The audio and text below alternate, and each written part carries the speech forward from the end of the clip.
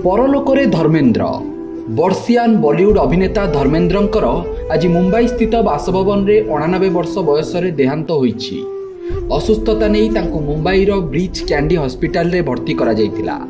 एहा परे से हॉस्पिटल रो डिस्चार्ज होई घरे रही चिकित्सित हेउतिले। धर्मेंद्र को प्रथमे नवेम्बर 1 तारिख रे हॉस्पिटल को निया जायतिला एवं यह एक नियमित जांच बोली कहा जायतिला। एहा परे तांको वेंटिलेटर रे रखा जायतिला एवं तांको अवस्था गुरुतर थिला। रिपोर्ट अनुसार निश्वास नेबारे कष्ट हेउथिबा कारणरू धर्मेंद्र को हॉस्पिटल को निया जायतिला। डाक्तर माने सेठारे तांको ऑब्जर्वेशन रे रखिथिले।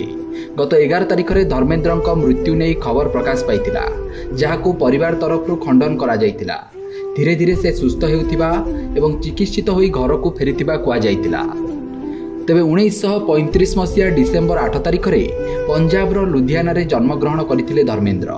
दर्शकों को भेटी देइथिले अनेक हिट चलचित्र।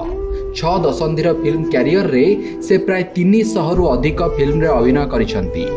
फूल और पत्थर, शोले, चुपके चुपके, अनुपमा भली सिनेमा रे अभिनय करी स्वतंत्र परिचय सृष्टि करथिले से। 1960 मसीहा रे दिल भी तेरा हम भी तेरा फिल्म रे डेब्यू करथिले धर्मेंद्र। बॉलीवुड जगत रे से ही मैन भावे जनाशुड़ा थिले। 1997 रे film fair life time achievement सम्मान पाइथिले धर्मेंद्र।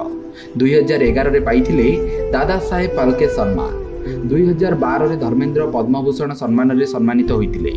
धर्मेंद्रଙ୍କ वियोग नहीं बॉलीवुड जगत रे शोकर छाया खेली जाइछि। बॉलीवुडर बहु विशिष्ट अभिनेता, निर्देशक एवं चलचित्र जगतर बहु विशिष्ट व्यक्ति माने शोक प्रकाश करिसंती। धर्मेंद्रଙ୍କ शेष दर्शन पाई मुंबईर भिल्लेपाल्ले स्थित श्मशान घाट रे सेलिब्रिटी मानक भिड़ लागिछि। Bureau report, Satyapath news.